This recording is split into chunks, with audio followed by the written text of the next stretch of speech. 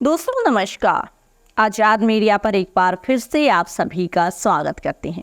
दरअसल गठबंधन की जो राजनीति है वो किसी भी पार्टी के लिए आसान नहीं होती है। सभी पार्टियों को उसमें कुछ न कुछ दिक्कतें होती ही हैं। और महाराष्ट्र की अगर बात करें तो वहाँ पर एमवीए और महायुति यानी महाविकास आघाड़ी और महायुति दोनों ही गठबंधनों में तीन तीन पार्टियां हैं। तो ऐसी परिस्थिति में वहाँ से जो है राजनीतिक खबरें निकलती ही रहेंगी। अब आगे जो है 20 नवंबर को वहाँ पर चुनाव है। ऐसी परिस्थिति में सीट बंटवारों पर जबरदस्त तरीके से पेच फंसा है। राहुल गांधी अभी अभी जो है सीएसी की मीटिंग को बीच में छोड़कर ही निकल गए हैं, ऐसा सूत्रों के हवाले से खबर पता चल पाई।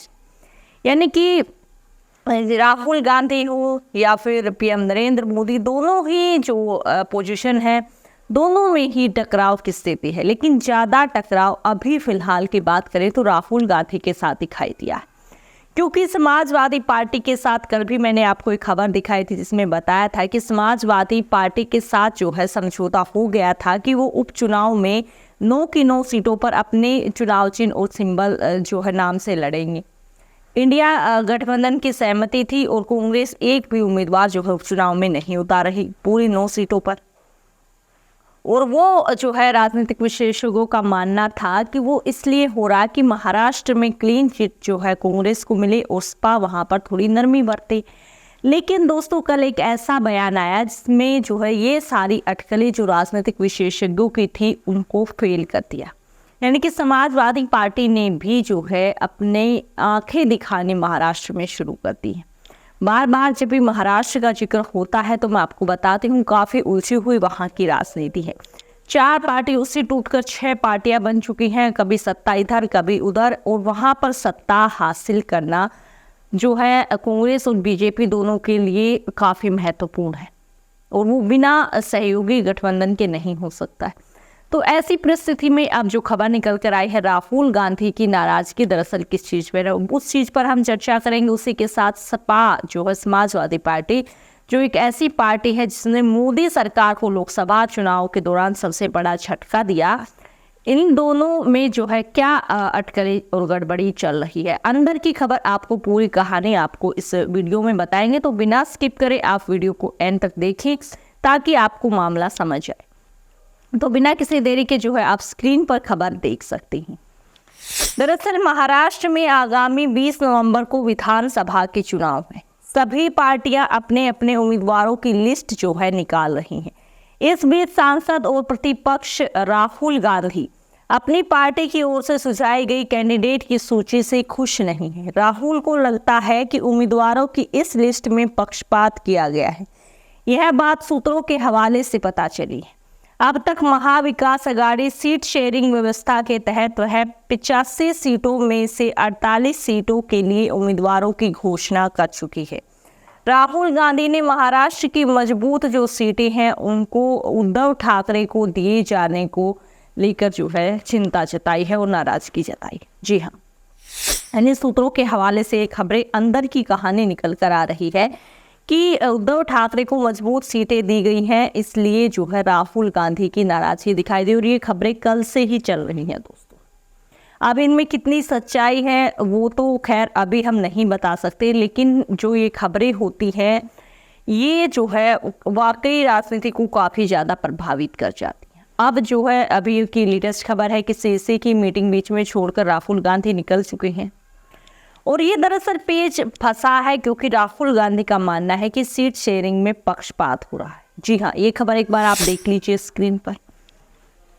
सूत्रों के अनुसार राहुल गांधी कांग्रेस चुनाव समिति सीएसी को सौंपे गए नामों की स्क्रीनिंग कमेटी के चयन से निराश थी और उन्होंने शुक्रवार की बैठक में इस पर चिंता भी जताई। सूत्रों ने कहा कि उन्होंने इस बात पर प्रकाश डाला कि दिए गए उम्मीदवारों के नामों की सूची महाराष्ट्र कांग्रेस के कुछ नेताओं के पक्ष में जो है प्रतीत होती है। जी हाँ, यानी कि मामला राहुल गांधी ने उलझा दिया कि पक्षपाती जो है पक्षपातीपूर्ण रवैया जो है सीट शेयरिंग में किया गया जिससे वो खुश नहीं। उसके बाद आगे उन्होंने क्या कहा वो एक बार आप स्क्रीन पर देख लीजिए। दरअसल उन्होंने कहा कि सीटों के बंटवारे के समझौते के तहत विदर्भ और मुंबई जैसे क्षेत्रों में उद्धव ठाकरे की शिवसेना को कांग्रेस के कुछ गढ़ों के आवंटन पर भी सवाल उठाया। एमवीए ने कुल 288 विधानसभा सीटों में से 255 पर समझौता किया है। आगामी चुनाव में उद्धव सेना कांग्रेस और शरद पवार की राष्ट्रवादी कांग्रेस पार्टी जो है 85 सीटों पर चुनाव लड़ेगी। तीनों दलों में अब तक उम्मीदवारों की जो है एक सूची जो है इसको लेकर जारी भी की है। जी हाँ दोस्तों, यानी कि ये जो मामला है राहुल गांधी की नाराजगी का मुख्य कारण जो है अंदर से जो सूत्रों के हवाले से खबर निकल कर आ रही उसके मुताबिक सीट बंटवारे का है कि उसमें पक्षपात पूर्ण रवैया जो है अपनाया गया। उसके बाद दोस्तों बात आती है समाजवादी पार्टी।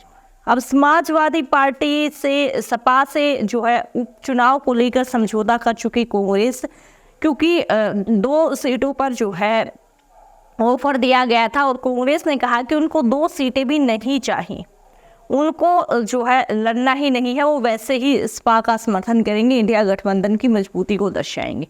लेकिन उसके बाद जो उम्मीद समाजवादी पार्टी से रखी गई थी, क्या वो उस पर खरी उतर पाएगी? इसको लेकर खबर आप स्क्रीन पर देख सकते। दरअसल उद्धव सेना कांग्रेस और शरद पवार की राकांपा ने क्रमशः 65, 48 और 45 सीटों पर उम्मीदवारों की घोषणा की है। हालांकि 288 सीटों में से 18 सीटों पर सीटों के बंटवारे को लेकर अभी भी खींचतान जारी है।